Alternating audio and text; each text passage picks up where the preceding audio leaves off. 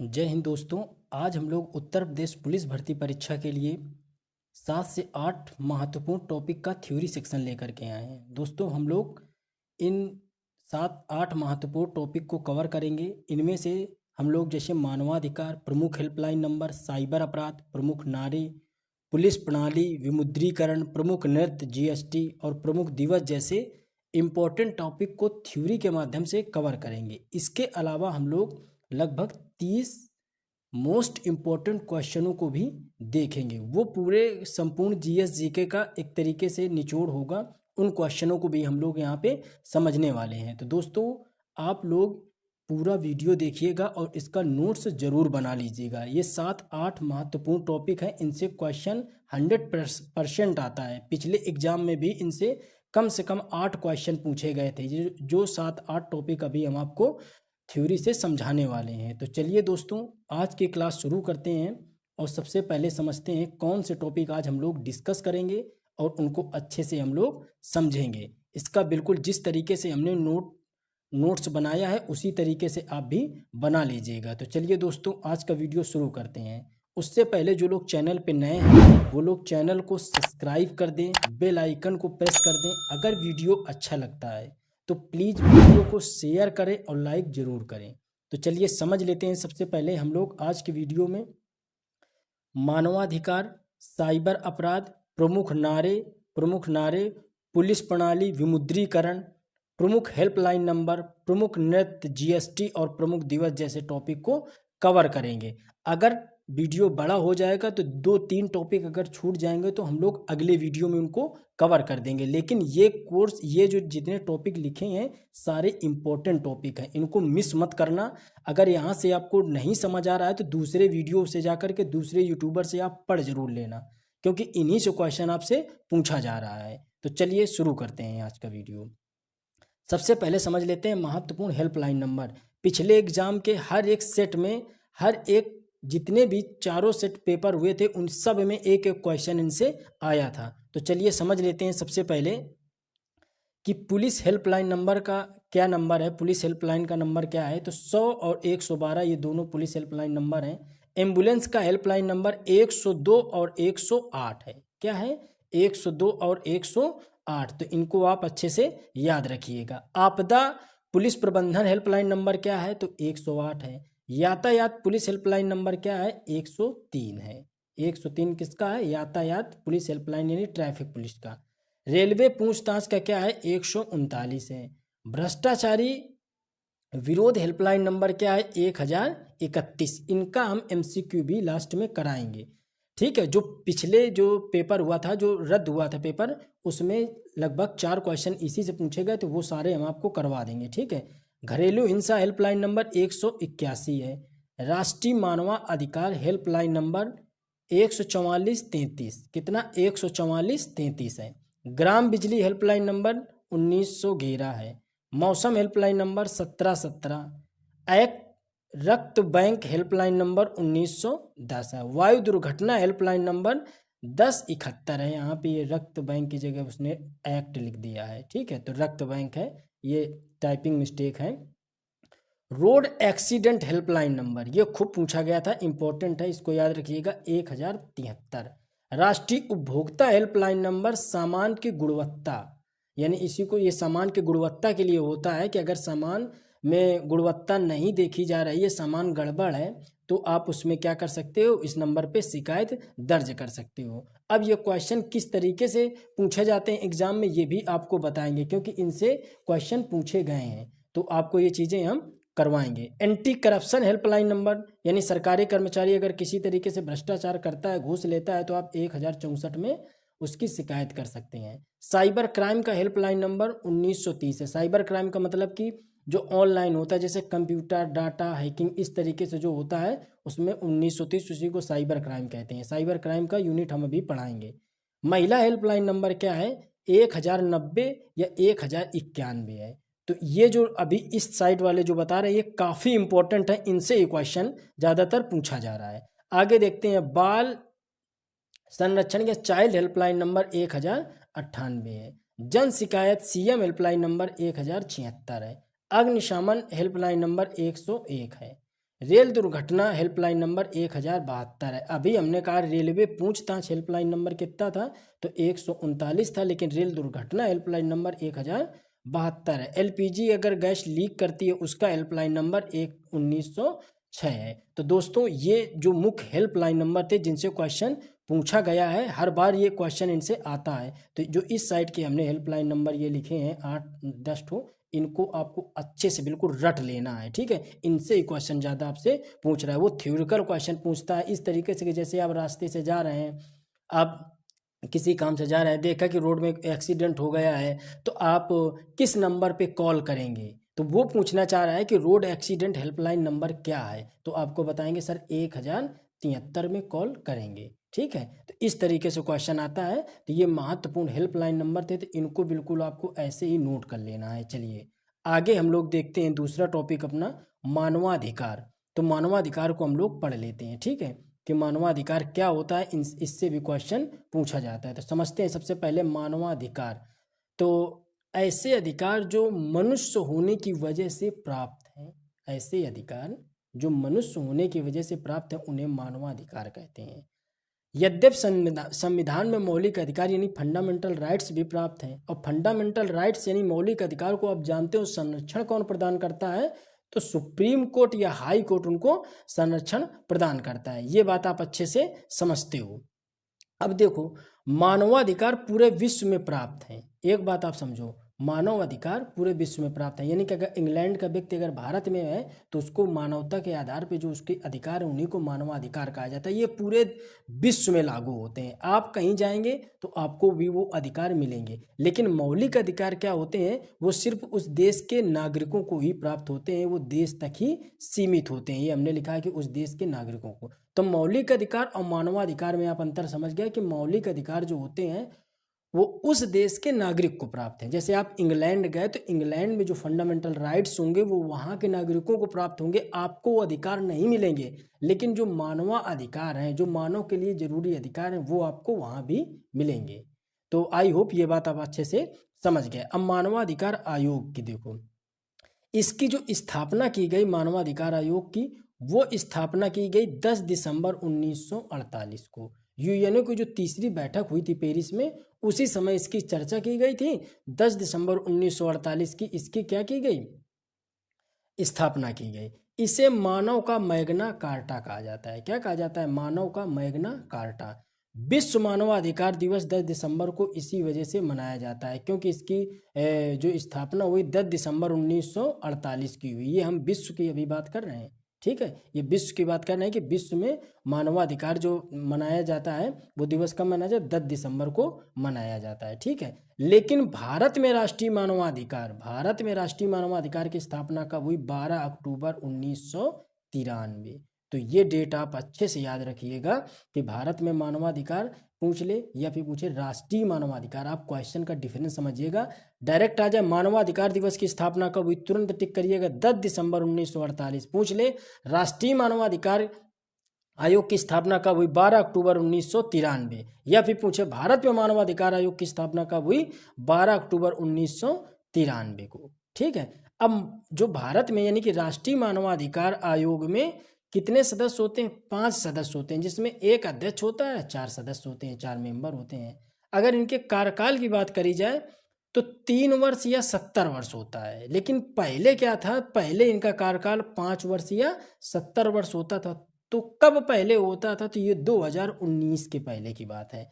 2019 में क्या किया गया कि इसमें संशोधन किया गया, किसके तहत, राष्ट्रीय मानवाधिकार संरक्षण अधिनियम के तहत इसमें संशोधन किया गया। और संशोधन करके कर दिया गया कि अब क्या किया जाएगा कि राष्ट्रीय मानवाधिकार संरक्षण अधिनियम के तहत 2019 में इनके कार्यकाल को क्या किया गया, 5 वर्ष या 70 वर्ष की आयु से घटा करके 3 वर्ष कर दिया गया।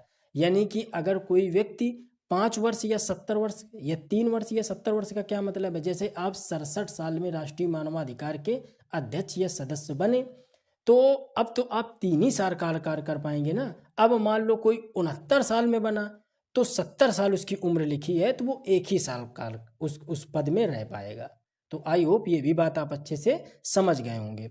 अब देखो ये पूछा जाता है क्वेश्चन खूब कि जो राष्ट्रीय मानवाधिकार आयोग है वो कैसी संस्था है। तो यह एक कैसी है, वैधानिक संस्था है, या इसको ही कहा जाता है बहुपक्षीय संस्था है।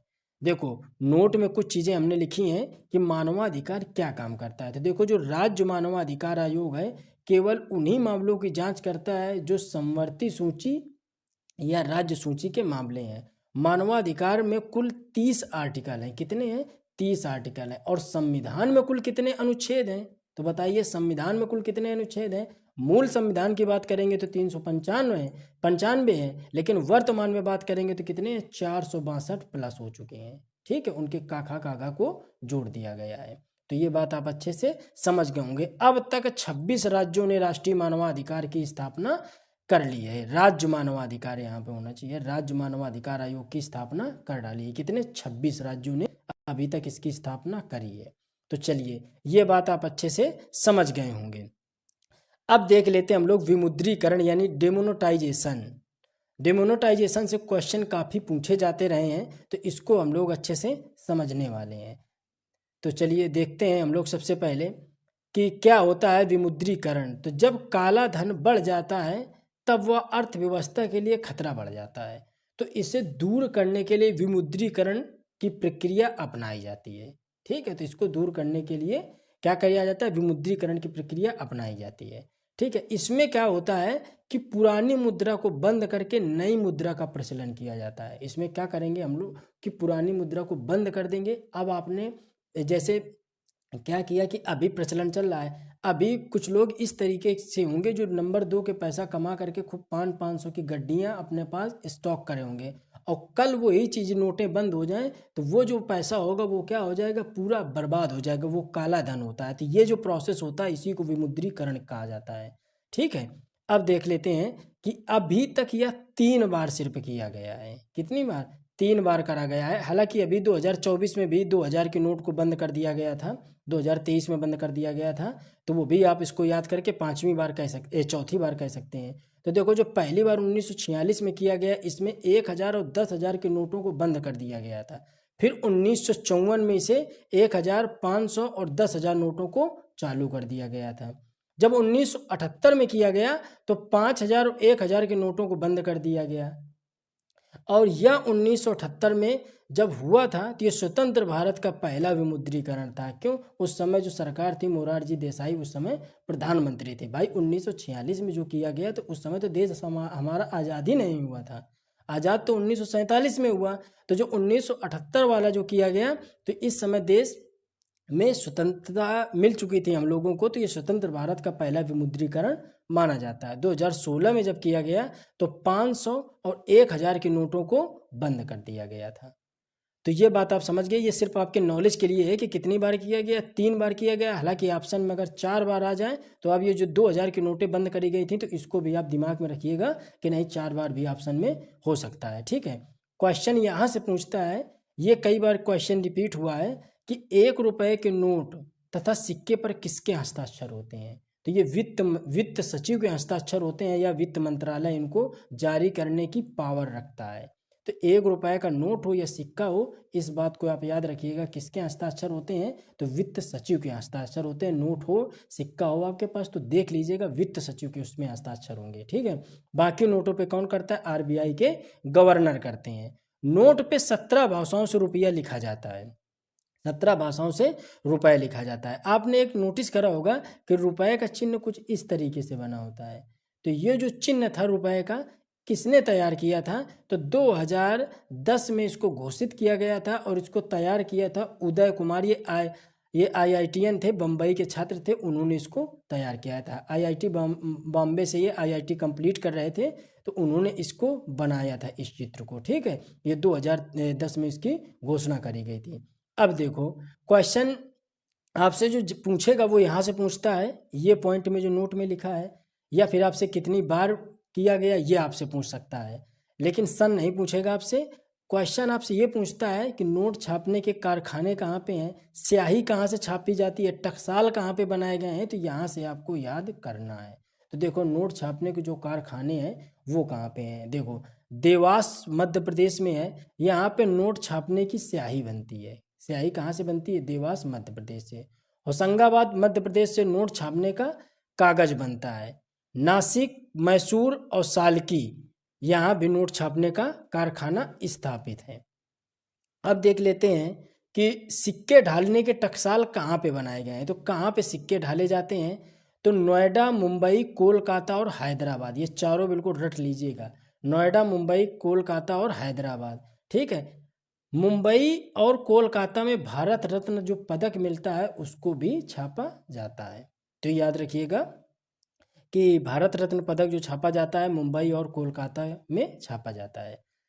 अब देख लेते हैं क्वेश्चन यहाँ से भी आपसे पूछा जाता है कि जैसे वो पूछ लेता है कि किस नोट में कौन सा चित्र अंकित है, तो इसको आपको बताना होता है कि किस नोट में किसका चित्र बना हुआ है। जैसे 5 रुपए के नोट में ट्रैक्टर का चित्र बना है और नोट का कलर कैसा है, तो हरा कलर है। कैसा है? हरा कलर। इसको ध्यान से पढ़िएगा, यहाँ से क्वेश्चन पूछा जाता है।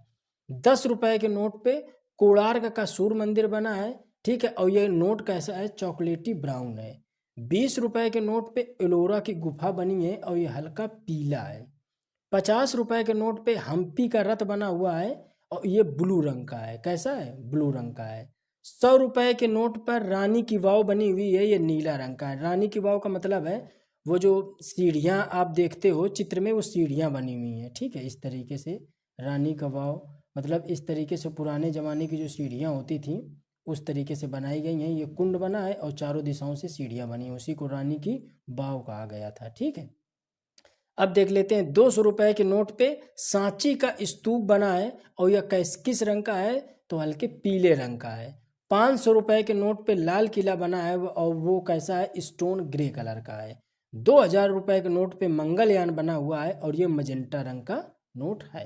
तो दोस्तों ये आप अच्छे से बिल्कुल तैयार करिएगा कि नोट पे कौन सा चित्र बना है और किस रंग का है। इसके अलावा आपको सिक्के ढालने का टकसाल कहाँ है, नोट छापने के कारखाने कहाँ हैं, 1 रुपए पे कौन साइन करता है, कितनी बार विमुद्रीकरण किया गया, बस इन्हीं से क्वेश्चन आपसे वो पूछेगा, ठीक है। तो इनको आप अच्छे से याद रखिएगा। अब देख लेते हैं प्रमुख नारे।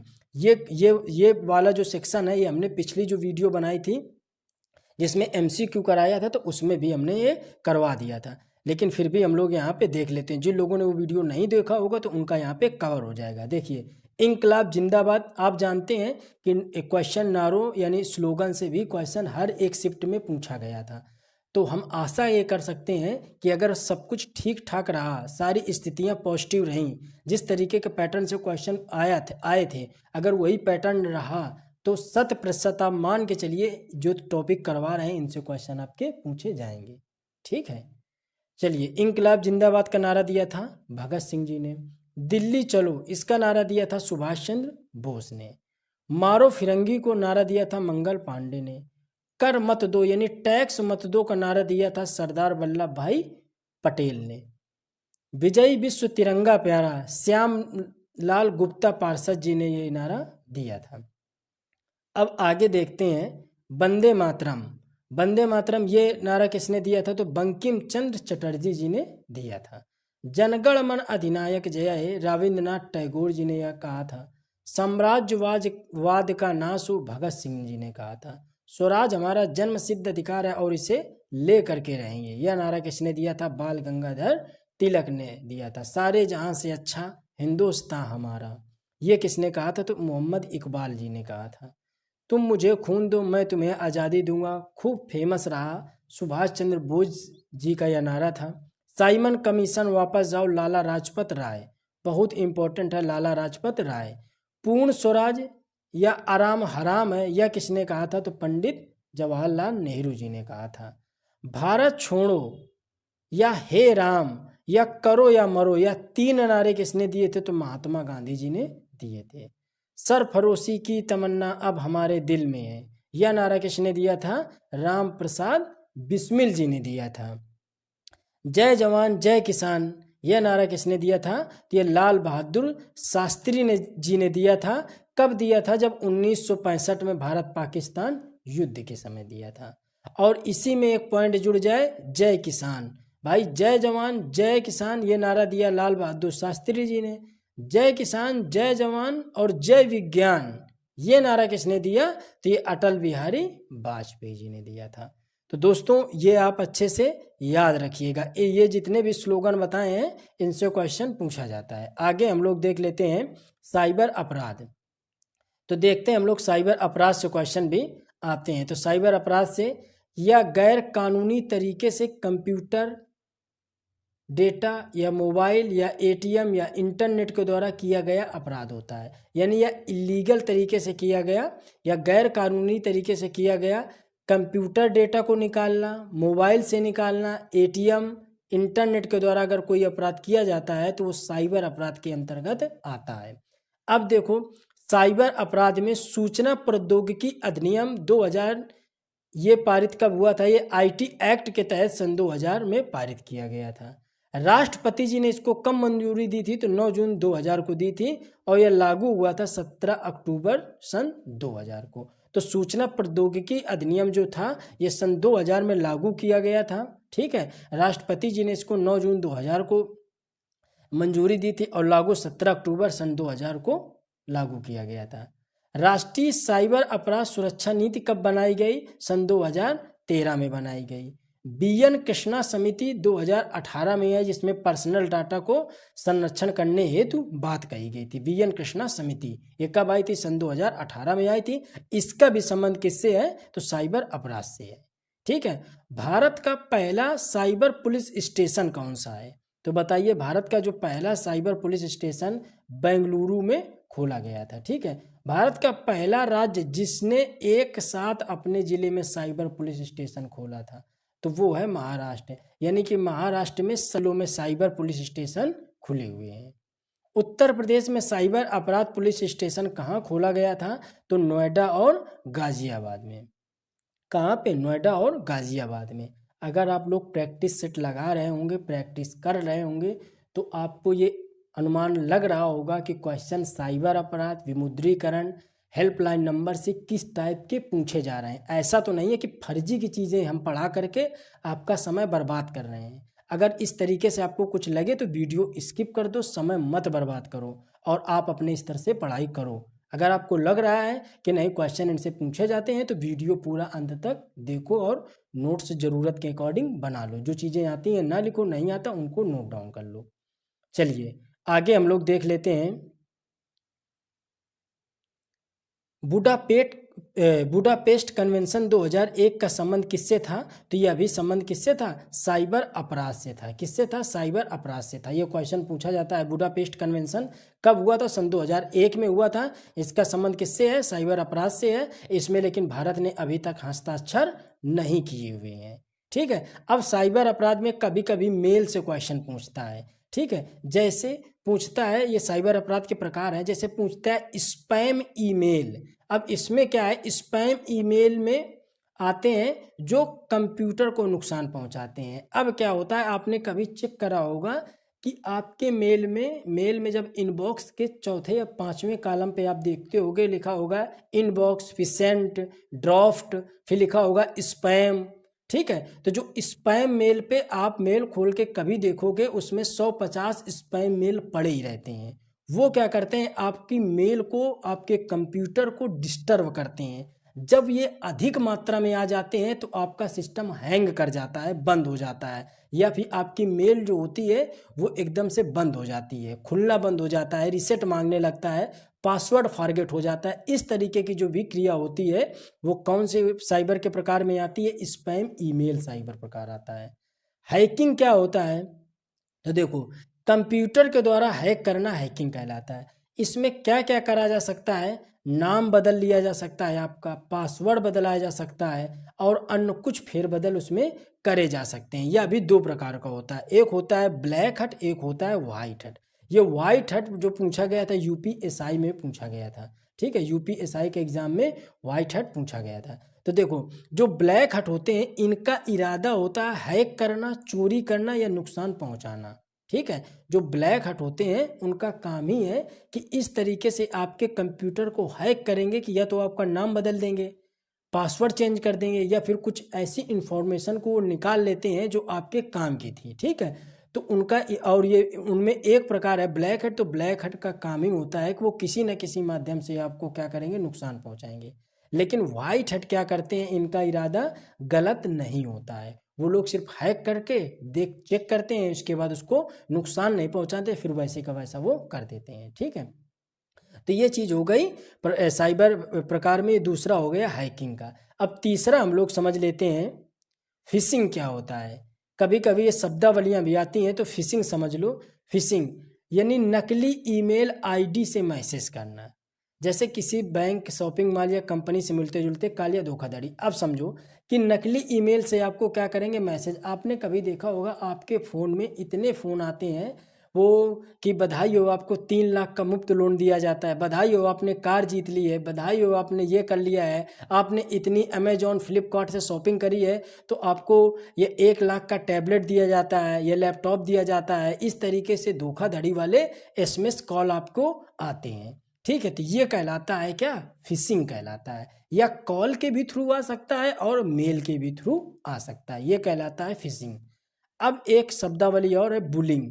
तो सोशल मीडिया में यानी फेसबुक, ट्विटर में क्या होता है कि गंदे कमेंट करके धमकी देते हैं और तंग करते हैं। कि जैसे क्या करा कि कोई पोस्ट करी तो पोस्ट के नीचे एक अननोन नंबर, अननोन नेम, जिससे आपका कोई मतलब नहीं है, उसमें गंदे कमेंट आएंगे, आपको किसी तरीके से डराने धमकाने की धमकियां आएंगी। ठीक है, वो आपको परेशान करेंगे। ठीक है, और उसके सल्यूशन के तौर पे आपसे कुछ वो पैसा या फिर कुछ अन्य चीज़ें जो उनकी ज़रूरत के हिसाब से होती हैं वो आपसे डिमांड करते हैं। तो इस तरीके की जो साइबर अपराध है वो क्या कहलाता है, बुलिंग कहलाता है। साइबर स्टॉकिंग क्या होता है, तो तंग करने वाला कॉल या एसएमएस जिनका उद्देश्य धोखाधड़ी ही होता है। ठीक है, आपको दिन भर में 150 फर्जी की कॉल आएंगी या फिर फर्जी के आपको एसएमएस आएंगे। ठीक है, तो ये होता है साइबर स्टॉकिंग। साइबर पायरेसी क्या होता है, तो नकली सॉफ्टवेयर कम दामों में बेचना। अब नकली सॉफ्टवेयर जैसे कि क्या है कि किसी का मान लो कि अभी आपने कोई बड़ा ऐप देखा, मान लो प्ले स्टोर में आपका व्हाट्सअप का ऐप है या फिर कोई ऐसा सिक्योरिटी पर्पज का ऐप है जो आपको ज़रूरत है। अब उस सिक्योरिटी पर्पज के ऐप को नकली हूबहू कोलोन उसका बना करके आपको वो सेल कर देते हैं। ठीक है, तो ये कहलाता है साइबर पायरेसी। अब एक होता है लॉजिक बम। तो लॉजिक बम क्या होता है, किसी तारीख विशेष घटना में इस प्रोग्राम को एक्टिव किया जाता है। लॉजिक बम का क्या मतलब होता है कि उस चीज़ को किसी एक डेट, एक टाइम, एक घटना के लिए एक्टिव कर दिया जाता है। और इससे क्या होता है, ये सारा किसके थ्रू होता है, ये कंप्यूटर, डेटा, इंटरनेट और फोन के ही थ्रू ये सारे काम किए जाते हैं। तो ये क्या रहता है लॉजिक बम। ईमेल बॉम्बिंग्स क्या होता है, तो इसमें बड़ी संख्या में ईमेल भेजा जाता है ताकि अकाउंट बंद हो जाए और अकाउंट खोलने के लिए वो आपसे पैसा मांगते हैं। तो क्या होता है कि आपके अकाउंट में इतनी मेल 1 घंटे, 1 मिनट, 1 सेकंड में भेज दी जाएंगी कि आपका एक अकाउंट क्या हो जाएगा, पूर्ण रूप से हैंग टाइप का कर जाता है। ठीक है, और उसको सही करने के लिए, रिकवर करने के लिए, सुधारने के लिए वो आपसे डिमांड करते हैं। ठीक है, तो ये चीज़ होती है किसमें, ईमेल बॉम्बिंग्स में। तो दोस्तों ये तो साइबर अपराध से था। जितना भी साइबर अपराध में जो इम्पोर्टेंट चीज़ें थी वो हमने लगभग यहाँ पे करा दी हैं। आप इसको करते जाइए। इसके अलावा टेस्ट वगैरह जहाँ से भी लगा रहे हो आप लगाइए। अगर आपको वहाँ पे से दिक्कत हो रही है, जो चीज़ें, जो क्वेश्चन नए मिल रहे हैं उनको यहीं पे आप नोट डाउन करते जाइएगा। ठीक है, एक ही जगह पे।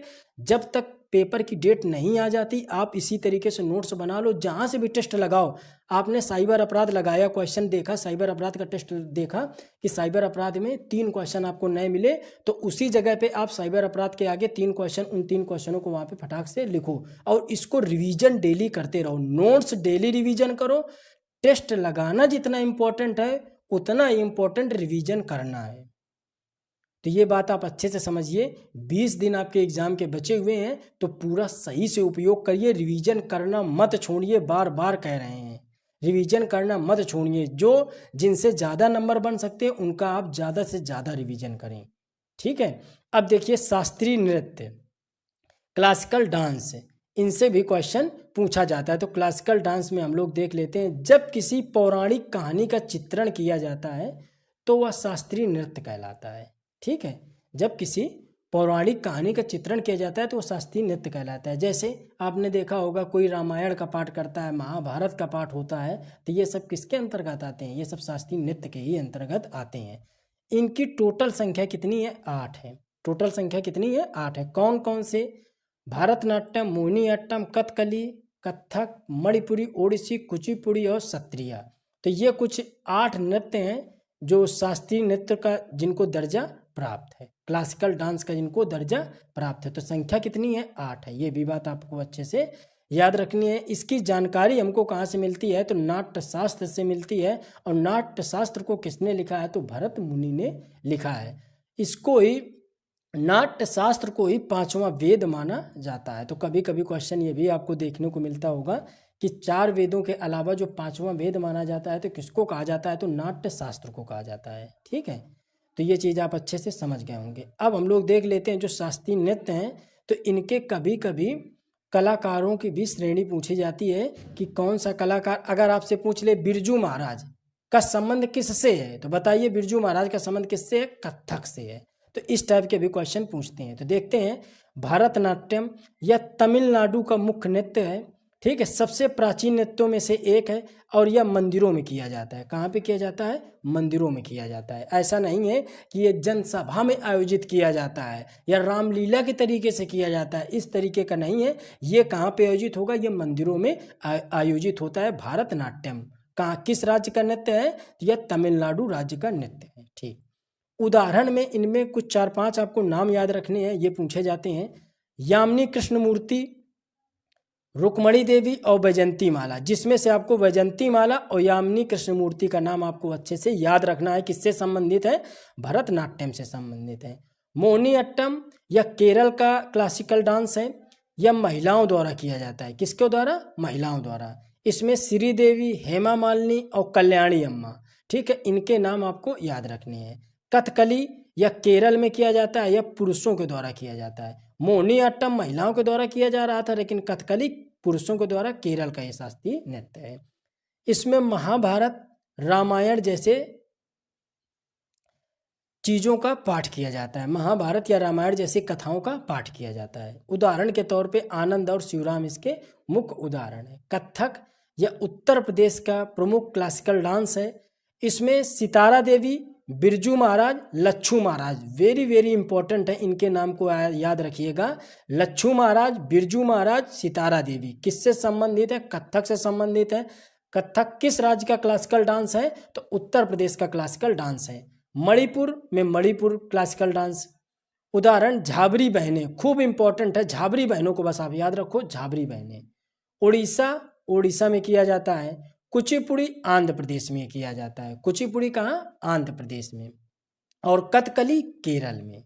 ठीक है, कुचिपुड़ी में उदाहरण के तौर पे यामिनी कृष्णमूर्ति, यामिनी कृष्णमूर्ति का नाम हम लोग 2 जगह देखते हैं। एक जगह देखते हैं कुचिपुड़ी में और एक जगह देखते हैं भरतनाट्यम में। हमने बताया था यामिनी कृष्णमूर्ति। ठीक है, अब देख लेते हैं शास्त्रीय नृत्य। शास्त्रीय कहाँ पे है? तो ये असम का नृत्य, ये सबसे नवीन क्लासिकल डांस है। इसको सन 2000 में शामिल किया गया था। इसमें जतन गोस्वामी जी का नाम आप अच्छे से याद रखिएगा। इसमें नाम आपको जो याद रखने हैं, यामिनी कृष्णमूर्ति, रुक्मणी देवी, वैजंती माला, श्रीदेवी, हेमा मालिनी, और इसके अलावा बिरजू महाराज, लच्छू महाराज और सितारा देवी और झाबरी बहनें। ये नाम आपको बिल्कुल ही रट लेने हैं, इनसे क्वेश्चन पूछा जाता है। चलिए, ये चीज़ें आपके अच्छे से समझ में आ गई होंगी। अब देख लेते हैं कुछ राज्यों के क्लासिकल डांस, कुछ राज्यों के लोकल डांस। ठीक है, जैसे असम में कौन कौन से डांस होते हैं? तो बिहू असम का बहुत इंपॉर्टेंट है, ये पूछा जाता है। ठीक है, और सत्रिया जो अभी बताया ये तो क्लासिकल डांस ही है। ठीक है, पश्चिम बंगाल का बाउल याद रखिएगा। ठीक है, झारखंड का सरहुल याद रखिएगा, ये खूब पूछा जाता है। ठीक है, इसके अलावा भी जो लिखे हैं उनको आप एक एक बार देख लीजिएगा, जिनमें गोला कर रहे हैं, लेकिन वो आपको याद ही याद करनी है।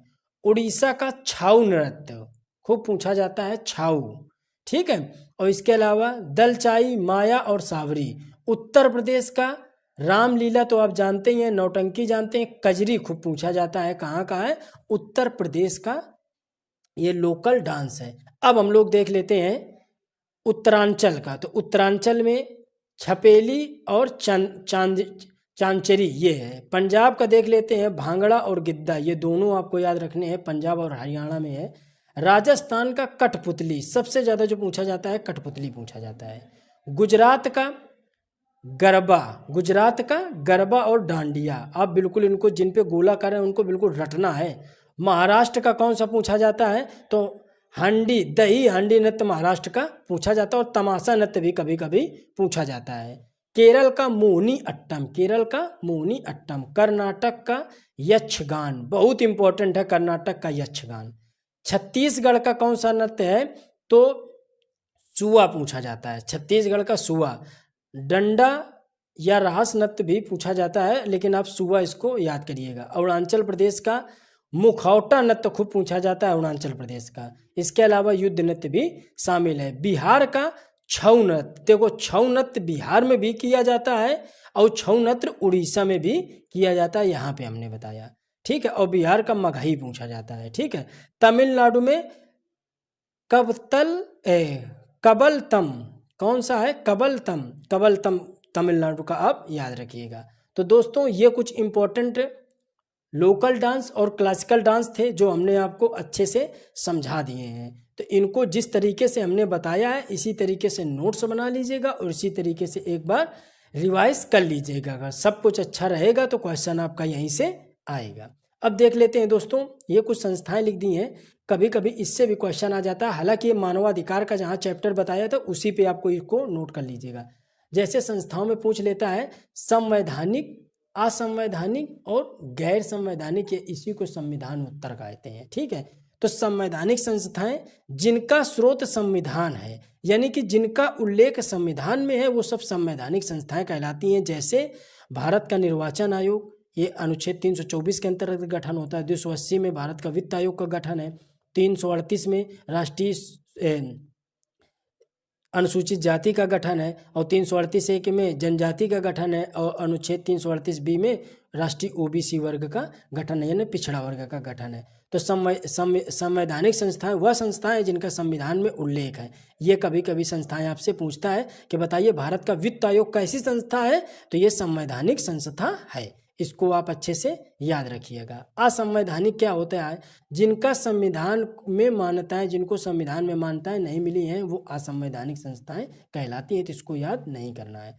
गैर संवैधानिक संस्थाएं ऐसी संस्थाएं जिनका उल्लेख संविधान में नहीं है लेकिन वो कार्य संविधान के लिए करती हैं। उनका उद्देश्य होता है कि संविधान का सहयोग करना या संविधान के उद्देश्यों को पूरा करना उनका भी काम होता है। अब इनके अंतर्गत कौन कौन सी संस्थाएं आती हैं, इनके अंतर्गत दोस्तों संस्थाएं आती हैं कानूनी या विधि और कार्यकारी संस्थाएं और कुछ अन्य संस्थाएं भी आती हैं। जैसे कानूनी या विधि संस्थाएं कौन सी हैं, इसी से क्वेश्चन ज़्यादा पूछा जाता है। राष्ट्रीय मानवाधिकार आयोग, राष्ट्रीय महिला आयोग या राष्ट्रीय अल्पसंख्यक आयोग। अभी हमने आपको ऊपर बताया था राष्ट्रीय मानवाधिकार आयोग, उसी को वैधानिक संस्था कह दिया जाता है। वैधानिक निकाय बताया था हमने आपको ऊपर, इसी को बहुपक्षीय कहा जाता है और यही है वैधानिक का मतलब विधि। वैधानिक का क्या मतलब है, विधि या कानूनी संस्था। अब अगर इसी जगह शब्द बदल के कानूनी आ जाता तो आप कंफ्यूज हो जाते। तो वैधानिक संस्था का मतलब यह कानूनी संस्था। कार्यकारी संस्था, राष्ट्रपति या कार्यपालिका के आदेश के द्वारा इन संस्थाओं का निर्माण किया जाता है। इसमें योजना आयोग और नीति आयोग शामिल है। लेकिन वित्त आयोग किसमें शामिल था, तो हमने ऊपर आपको बताया संवैधानिक संस्था के रूप में है। अन्य संस्थाओं में छात्रों का संगठन, मजदूर संगठन, लेबर संगठन इस तरीके से आते हैं। तो ये जो 2-3 संस्थाएं आपको बताएं, जिनके उदाहरण बताएं, तो बिल्कुल आपको इनको रटना है, ठीक है। ये जो संस्थान आपको बताएं इनको बिल्कुल आपको रट लेना है। ये और ये संस्थाएं, इनसे क्वेश्चन आपसे पूछा जा सकता है। चलिए आगे हम लोग देख लेते हैं कुछ महत्वपूर्ण दिवस, ठीक है। महत्वपूर्ण दिवस से भी हर एक शिफ्ट में आपने देखा होगा 1 या 2 क्वेश्चन दिवस से थे। तो चलिए प्रवासी दिवस कब मनाया जाता है, तो प्रवासी दिवस मनाया जाता है 9 जनवरी को। देखते हैं सबसे पहले 9 जनवरी को कौन मनाया जाता है, प्रवासी दिवस मनाया जाता है, ठीक है। क्यों, क्योंकि इसी दिन 1915 9 जनवरी 1915 को गांधी जी दक्षिण अफ्रीका से भारत वापस आए थे, ठीक है। विश्व हास्य दिवस 10 जनवरी को मनाते हैं। विश्व हिंदी दिवस कब मनाते हैं, तो 10 जनवरी को। राष्ट्रीय युवा दिवस कब मनाते हैं? 12 जनवरी को। राष्ट्रीय युवा दिवस कब मनाते हैं हम लोग? 12 जनवरी को। चलिए आगे हम लोग देख लेते हैं थल सेना दिवस, तो ये मनाया जाता है 15 जनवरी। शहीद दिवस 30 जनवरी। विश्व कैंसर दिवस तो 4 फरवरी को विश्व कैंसर दिवस मनाया जाता है। आगे हम लोग देख लेते हैं। देखो वीडियो लंबा हो जाएगा, अगर जो टॉपिक छूट जाएंगे तो उन टॉपिक को हम अगले वीडियो में कवर करेंगे। तो जो भी टॉपिक छूटेंगे उनको हम लोग अगले वीडियो में कवर कर लेंगे, परेशान मत होइएगा, ठीक है। आगे हम लोग देख लेते हैं अंतर्राष्ट्रीय मातृभाषा दिवस 21 फरवरी, राष्ट्रीय विज्ञान दिवस 28 फरवरी, राष्ट्रीय सुरक्षा दिवस 4 मार्च, अंतर्राष्ट्रीय महिला दिवस 8 मार्च, विश्व गौरैया दिवस कब मनाया जाता है? तो 20 मार्च को। विश्व वन दिवस 21 मार्च, विश्व जल संरक्षण दिवस 22 मार्च, विश्व मौसम विज्ञान दिवस 23 मार्च, विश्व टीवी दिवस 24 मार्च, विश्व रंगमंच दिवस 27 मार्च, विश्व स्वास्थ्य दिवस 7 अप्रैल को, अंबेडकर जयंती कब मनाई जाती है? 14 अप्रैल को मनाई जाती है। पृथ्वी दिवस 22 अप्रैल को मनाया जाता है। विश्व मेघ दिवस 1 मई को मनाया जाता है। आगे हम लोग देखते हैं 8 मई को विश्व रेड क्रॉस दिवस मनाया जाता है। 8 मई को जैव विविधता दिवस 22 मई को, विश्व पर्यावरण दिवस 5 जून को, रक्तदान दिवस 14 जून को, अंतर्राष्ट्रीय योग दिवस 21 जून को, राष्ट्रीय सांख्यिकी दिवस 29 जून को, वन सप्ताह कब मनाया जाता है? 1 से 7 जुलाई के बीच में, विश्व जनसंख्या दिवस 11 जुलाई को, प्रथम विश्व युवा कौशल दिवस 15 जुलाई को, और राष्ट्रीय बाघ दिवस 29 जुलाई को। डेंगू निरोधक दिवस मनाया जाता है 10 अगस्त को। तो ये सारे आप नोट डाउन कर लीजिएगा। अब आगे देख लेते हैं अंतर्राष्ट्रीय युवा दिवस 12 अगस्त को मनाया जाता है। राष्ट्रीय शिक्षक दिवस 5 सितंबर, विश्व साक्षरता दिवस 8 सितंबर, हिंदी दिवस कब मनाया जाता है? 14 सितंबर। लेकिन उसी जगह हमने बताया कि विश्व हिंदी दिवस कब मनाया जाता है, तो आपने बताया कि सर 10 जनवरी। कब मनाया? 10 जनवरी। और हिंदी दिवस 14 सितंबर, ओजोन दिवस 16 सितंबर, राष्ट्रीय पर्यटन दिवस 27 सितंबर, विश्व शिक्षक दिवस 5 अक्टूबर, विश्व डाक दिवस 9 अक्टूबर, विश्व पोलियो दिवस 24 अक्टूबर को मनाया जाता है, संयुक्त राष्ट्र दिवस 24 अक्टूबर को, राष्ट्रीय एकता दिवस 31 अक्टूबर, एड्स दिवस 1 दिसंबर, कंप्यूटर साक्षरता दिवस 2 दिसंबर और राष्ट्रीय पर्यावरण प्रदूषण नियंत्रण दिवस कब मनाया जाता है? तो 2 दिसंबर को मनाया जाता है।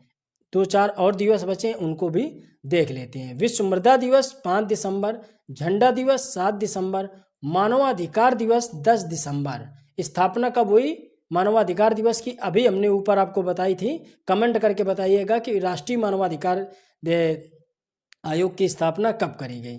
गणित दिवस 12 दिसंबर, किसान दिवस 23 दिसंबर और राष्ट्रीय उपभोक्ता दिवस 24 दिसंबर को मनाया जाता है। तो दोस्तों ये कुछ इम्पोर्टेंट दिवस थे। अब हम लोग देख लेते हैं महत्वपूर्ण प्रश्न। दोस्तों वीडियो काफ़ी लंबा हो जाएगा, इस वजह से जो टॉपिक 2-3 टॉपिक रह जाएंगे उनको हम लोग अगले वीडियो में कवर कर लेंगे। जैसे कौन से टॉपिक रह गए हैं तो हम लोग देख लेते हैं 1 मिनट के लिए, फिर हम लोग MCQ लगा लेंगे। अभी हम लोगों के जो टॉपिक्स हैं वो बचे हैं, GST का बचा हुआ है और पुलिस प्रणाली बचा हुआ है। तो इस टॉपिक को हम लोग अगले वीडियो में अपने कवर कर लेंगे। तो चलिए हम लोग अब कवर करते हैं MCQ में देखते हैं। सबसे पहले देख लेते हैं हम लोग कि स्यादवाद क्या है क्वेश्चन। स्यादवाद किस धर्म के दर्शन का मूल आधार था? तो बताइए स्यादवाद किस धर्म के लिए दर्शन का मूल आधार था? तो इसका सही जवाब है जैन धर्म। जैन धर्म से संबंधित है स्यादवाद। और बौद्ध धर्म से संबंधित कौन है? तो आप तुरंत बताएंगे सर इसका जो मूल आधार था बौद्ध धर्म का वो था मानवता या 4 आर्य सत्य। आपको 4 आर्य सत्य भी लिखा मिल जाए तो भी सही है, मानवता लिखा मिल जाए तो भी सही है। आगे अशोक के किस शिलालेख में उसकी कलिंग विजय का वर्णन है? तो अशोक के बताइए किस शिलालेख में कलिंग विजय को देखा गया है? तो 13वें शिलालेख में कलिंग विजय का वर्णन है। इसमें अशोक ने अपने पड़ोसी राजाओं का जिक्र भी किया था। अगला देखते हैं सल्तनत कालीन किस सुल्तान ने सर्वप्रथम किसानों पे सिंचाई कर और ब्राह्मणों पे जजिया कर लगाया था? क्या किसानों पे सिंचाई कर और ब्राह्मणों पे जजिया कर लगाया था? तो इसका सही जवाब बताइए फिरोज शाह तुगलक। कौन सा है? फिरोज शाह तुगलक था। 1 मिनट। बढ़ा देते हैं इसको हम लोग। इसका सही जवाब क्या है? फिरोज शाह तुगलक। तो इसमें ऑप्शन में ये है, बी नंबर पे हम लोग टिक करेंगे, फिरोज शाह तुगलक था। इसका सही जवाब क्या है? फिरोज शाह तुगलक। अब हम लोग देख लेते हैं मीनाक्षी मंदिर कहाँ पे स्थित है। तो बताइए, मीनाक्षी मंदिर मदुरई में स्थित है। दक्षिण भारत का एक काफ़ी पॉपुलर मंदिर है मीनाक्षी मंदिर। अभी हमने आपको ऊपर बताया कि कठपुतली किस राज्य का प्रमुख नृत्य है। तो बताइए कठपुतली किस राज्य का है? तो राजस्थान राज्य का सबसे प्रमुख नृत्य है क्या? कठपुतली। अब देख लेते हैं अगला, भारत सरकार द्वारा दिए जाने वाला सर्वोच्च पुरस्कार कौन सा है? तो भारत सरकार द्वारा दिए जाने वाला सर्वोच्च पुरस्कार बताइए कौन सा है? बताइए। तो इसमें जो भी पुरस्कार दिए गए हैं कि जवाहरलाल नेहरू अंतर्राष्ट्रीय पुरस्कार, इंदिरा गांधी अंतर्राष्ट्रीय पुरस्कार, गांधी पुरस्कार, या फिर कोई नहीं। तो आपके हिसाब से क्या लग रहा है कि इसमें भारत सरकार द्वारा दिए जाने वाला सर्वोच्च पुरस्कार इसमें शामिल है या नहीं है? तो इसका सही जवाब है इनमें से कोई नहीं। तो सही जवाब इसका क्या होगा? तो भारत रत्न। क्या है? भारत रत्न सर्वोच्च सम्मान है। नागरिकों को दिए जाने वाला सर्वोच्च सम्मान कौन सा है? भारत रत्न। और अगर पूछ ले सैन्य सम्मान कौन सा है, तो बताओगे परमवीर चक्र।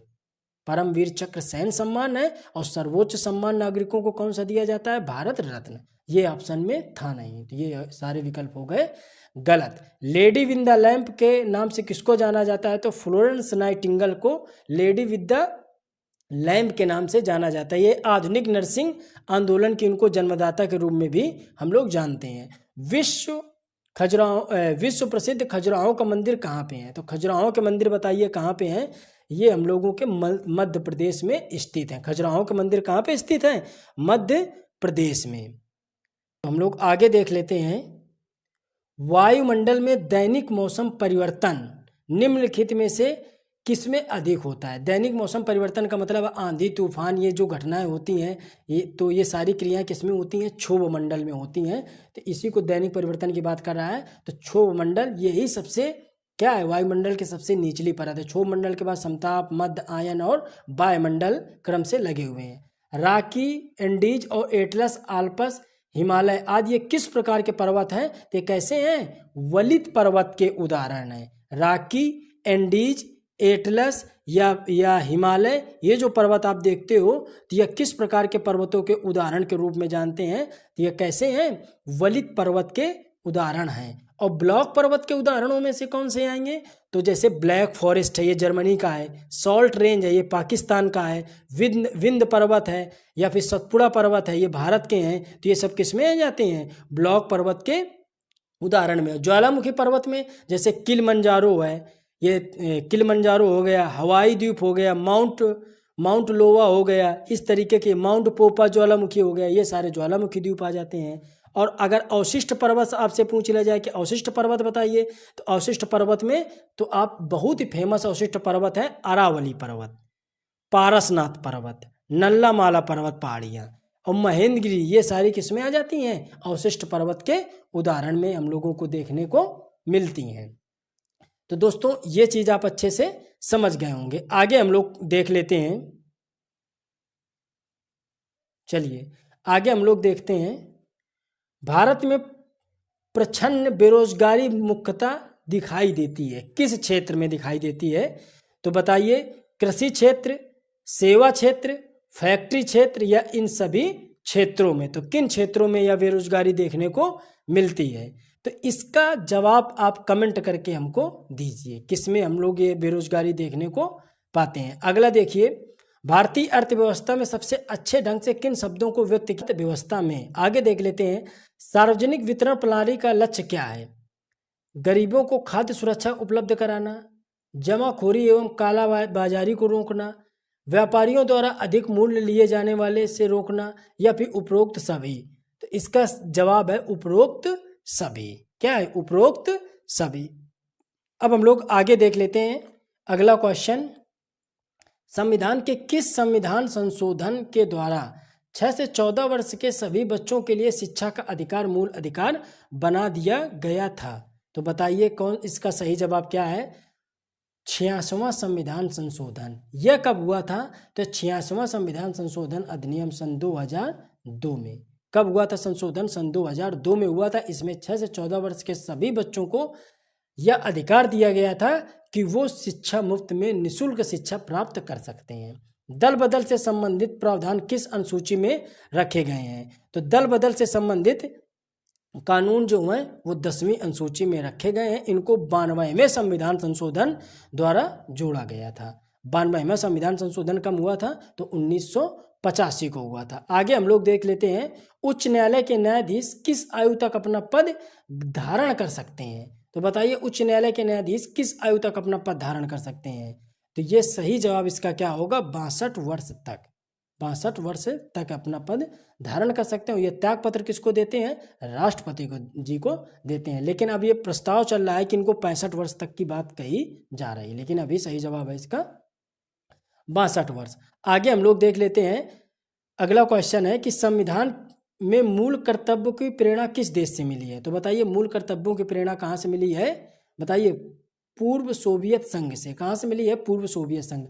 अब मूल कर्तव्यों की अगर हम लोग बात कर लें तो इनका उल्लेख मिलता है अनुच्छेद 51 के ए में। कहाँ पे? अनुच्छेद 51 के ए में मिलता है। इनकी संख्या कितनी थी? अभी वर्तमान में 11 है, लेकिन पहले कितनी थी? 9 थी। फिर 10वां जोड़ा गया। 10वां कब जोड़ा गया? 42वें संविधान संशोधन द्वारा। फिर 11वां कब जोड़ा गया? तो 86वां संविधान संशोधन जब 2002 में हुआ तब जोड़ा गया 11वां। चलिए अब अगला क्वेश्चन देखते हैं, डिस्कवरी ऑफ इंडिया किसकी पुस्तक के लेखक कौन है? तो पंडित जवाहरलाल नेहरू इस पुस्तक के लेखक हैं। आगे हम लोग देख लेते हैं कि किसी एक सामान्य व्यक्ति के रक्त का पीएच वैल्यू कितना होता है? तो बताइए, रक्त का जो सामान्य व्यक्ति के जो रक्त का पीएच वैल्यू कितना हो सकता है? तो इसका सही जवाब है 7.35 से 7.45 तक इसके पीएच वैल्यू हो सकती है। कितनी हो सकती है? 7.35 से 7.45। अगला क्वेश्चन है, डबल रोटी में फुलाव कौन सी गैस के कारण होता है? तो बताइए, डबल रोटी में जो फुलाव होता है वो किस गैस के कारण देखने को मिलता है? तो कौन सी गैस होती है? सभी जानते हैं, कार्बन डाइऑक्साइड गैस। कौन सी गैस होती है? Carbon dioxide gas. अगला देखते हैं, नींबू खट्टा किसके कारण होता है? तो बताइए, नींबू किसके कारण खट्टा होता है? इसका सही जवाब क्या है? साइट्रिक अम्ल। क्या है? साइट्रिक अम्ल। तो टार्ट्रिक अम्ल किसमें होता है? इमली है, जैसे अंगूर है और केला है, इसमें टार्ट्रिक अम्ल पाया जाता है। और हाइड्रोक्लोरिक अम्ल किसमें होता है? तो ज्वालामुखी जो गैस निकलती है उसमें हाइड्रोक्लोरिक अम्ल होता है। सिरके में एस्टिक अम्ल होता है। तो ये सभी आप जानते हैं। अगला देख लेते हैं, उत्तर प्रदेश में प्रथम विकलांग विश्वविद्यालय कहाँ पे स्थापित किया गया? तो ये चित्रकूट में स्थापित किया गया। कहाँ पे? चित्रकूट में विकलांग विश्वविद्यालय स्थापित किया गया है।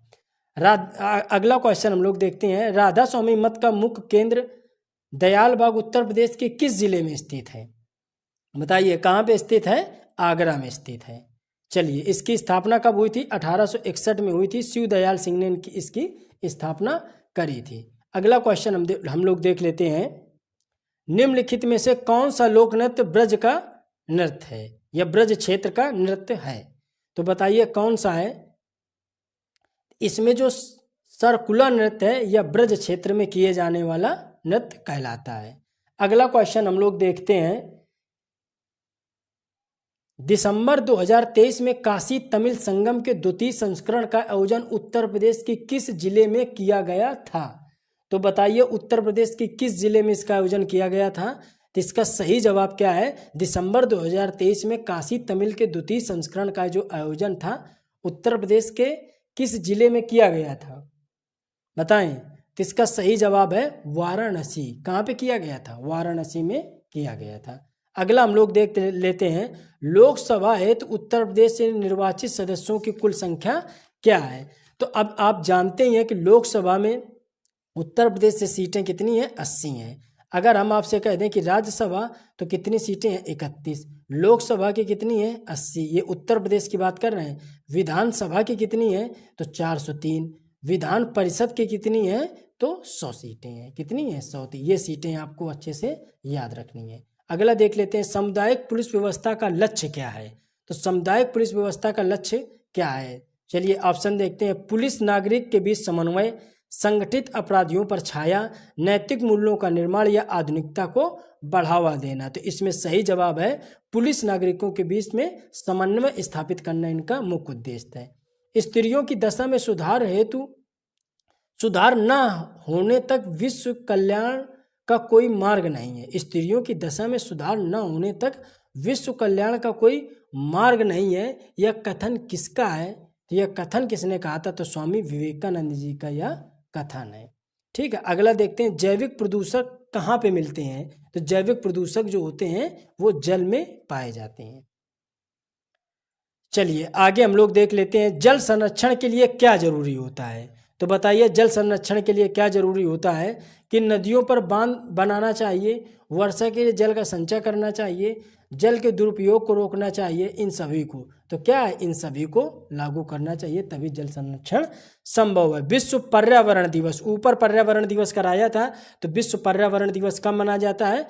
5 जून को मनाया जाता है। भारत में इसकी शुरुआत कब करी थी? तो 5 जून 1974 से इसकी शुरुआत करी गई थी। अगला देख लीजिए, पुस्तक के नाम लिखे हैं और एक साइड लेखक के नाम लिखे हैं, तो इसको हम लोगों को करना है। तो देखते हैं पुस्तक के नाम और लेखक के नाम। तो देखिए महात्मा गांधी और सिनेमा, यह किसकी पुस्तक थी? तो यह पुस्तक थी जेपी चौकसे। किसकी है? JP Chouksey. Hello life, hello life, यह किसकी पुस्तक रही थी? तो यह शीतल वर्मा जी की पुस्तक थी। किसकी? शीतल वर्मा। लखनऊ बॉयज, लखनऊ बॉयज किसकी पुस्तक थी? तो विनोद मेहता की पुस्तक थी। और बियॉन्ड द लाइन्स किसकी पुस्तक थी? तो ये कुलदीप नैयर की पुस्तक थी। चलिए आगे हम लोग देखते हैं इंदिरा गांधी ए लाइफ ऑन नेचर, पुस्तक के लेखक कौन है? तो इस पुस्तक के लेखक कौन है? जयराम रमेश। कौन है इस पुस्तक के लेखक? जयराम रमेश। अगला हम लोग देख लेते हैं पुलित्जर पुरस्कार किस क्षेत्र में दिया जाता है? तो बताइए पुलित्जर पुरस्कार तो काफ़ी फेमस पुरस्कार रहा है। यह पत्रकारिता के क्षेत्र में दिए जाने वाला पुरस्कार है, इसको अमेरिका से चालू करा गया था। ठीक है, आगे हम लोग देख लेते हैं वस्तु एवं सेवा कर यानी जीएसटी कब लागू किया गया? तो बताइए जीएसटी कब लागू करा गया था? बताइए जीएसटी कब लागू किया गया? ये सभी को पता है कि जीएसटी जुलाई में लागू किया गया। अब ये भी बात सबको अच्छे से पता है कि जुलाई 2017 में लागू करा गया था, लेकिन डेट क्या थी जिसमें जीएसटी को लागू करा गया? बताइए डेट क्या थी जिसमें जीएसटी को लागू करा गया? तो 1 जुलाई 2017 को लागू किया गया था। देखो 2017 सभी विकल्प में है, जुलाई भी सभी विकल्प में है, लेकिन आपको देखना 1 जुलाई 2017 से जीएसटी को लागू किया गया था। अगला क्वेश्चन देख लेते हैं गणतंत्र दिवस के समारोह में, गणतंत्र दिवस समारोह परेड 2024 के किस राज्य की महिला सशक्तिकरण झांसी को राज्यों में सर्वश्रेष्ठ झांकी का पुरस्कार दिया गया? मतलब किस राज्य की जो झांकी थी महिला सशक्तिकरण पे आधारित थी, उसको राज्य का सर्वश्रेष्ठ मतलब देश का सर्वश्रेष्ठ पुरस्कार दिया गया था। तो बताइए यह किसकी थी? तो ये उड़ीसा राज्य की थी। अगर ये राज्य के रेफरेंस में पूछ रहा, अगर ये मंत्रालय के रेफरेंस में पूछता कि गणतंत्र दिवस समारोह में किस मंत्रालय को सर्वश्रेष्ठ झांकी का पुरस्कार दिया गया है, तो आप क्या बताते? संस्कृति मंत्रालय को दिया गया है। चलिए अगला देखते हैं अगर किसी, अब देखिए ये हेल्पलाइन से क्वेश्चन पूछे गए थे पिछली बार एग्जाम में, तो इन्हीं क्वेश्चनों को हम लोग देख लेते हैं। जैसे अगर किसी का रोड पे एक्सीडेंट हो जाता है तो रोड एक्सीडेंट का इमरजेंसी हेल्पलाइन नंबर क्या है? तो बताइए इसका हेल्पलाइन नंबर क्या है? तो ऑप्शन है 1071, 1073, 1075, 1076। तो आप क्या डायल करेंगे? तुरंत बताएंगे सर 1073 डायल करेंगे। क्या? 1073। बात समझ में आ गई? 1071 किसका था? तो वायु दुर्घटना का 1071 था। और 1076 किसका था? तो सीएम हेल्पलाइन नंबर का था। अगला क्वेश्चन क्या है? अगर किसी दुकानदार ऑनलाइन शॉपिंग साइट्स या कॉलेज अथवा स्कूल से वस्तुओं की बढ़ी हुई कीमतें, गुणवत्ता, गारंटी, वारंटी या अन्य किसी से समस्या को रिपोर्ट करने के लिए राष्ट्रीय उपभोक्ता हेल्पलाइन नंबर यानी कुल मिला के राष्ट्रीय उपभोक्ता का हेल्पलाइन नंबर वो जानना चाहता है, तो इसका सही जवाब क्या होगा? 1915। 1930 किसका है? तो ये साइबर क्राइम का है। किसका है? 1930 साइबर क्राइम का है। अगला देख लेते हैं, अगर कोई आईएएस पीसीएस या पुलिस का कोई भी सरकारी अधिकारी या कर्मचारी रिश्वत मांगे तो एंटी करप्शन ब्यूरो में शिकायत दर्ज करने के लिए हेल्पलाइन नंबर क्या होगा? तो बताइए इसका हेल्पलाइन नंबर क्या होगा? ऊपर करवा दिया है हमने, तो उसका होगा 1064। क्या होगा? 1064। और 1098 किसका है? तो बताएंगे सर चाइल्ड हेल्पलाइन नंबर है 1098। और 1930 किसका है? तो अभी बताया कि साइबर क्राइम का हेल्पलाइन नंबर है। अगला देख लेते हैं, कोई आपको मैसेज या किसी भी सोशल साइट पर गाली दे रहा है या धमकी दे रहा है तो ऑनलाइन फ्रॉड करे तो साइबर क्राइम पर रिपोर्ट दर्ज करने के लिए किस नंबर का उपयोग करेंगे? तो तुरंत बताएंगे सर 1930 का डायल करेंगे। क्यों? साइबर क्राइम का नंबर है 1930। तो दोस्तों ये कुछ एमसीक्यू थे और ये जो हमने अभी थ्योरिकल पोर्शन कराया है तो इसको आप नोट कर लीजिएगा और एक दो बार इसका रिवीजन कर लीजिएगा। दोस्तों हम आशा करते हैं कि आपको वीडियो पसंद आई होगी, कंटेंट ठीक लगा होगा। अगर वीडियो अच्छा लगा है तो वीडियो को शेयर करिए। जो लोग चैनल पे नए हैं वो लोग चैनल को सब्सक्राइब कर लीजिए। अभी जो जैसे पुलिस प्रणाली, जीएसटी व जो इम्पोर्टेंट अन्य टॉपिक रह गए हैं या फिर जिनको आपको लगता है कि हमें पढ़ने चाहिए वो कमेंट कर दो, उनको इसी तरीके से थ्योरिकल पोर्शन हम पढ़ा देंगे। तो दोस्तों मिलते हैं हम लोग अपने अगले वीडियो में। तब तक जय हिंद, जय भारत।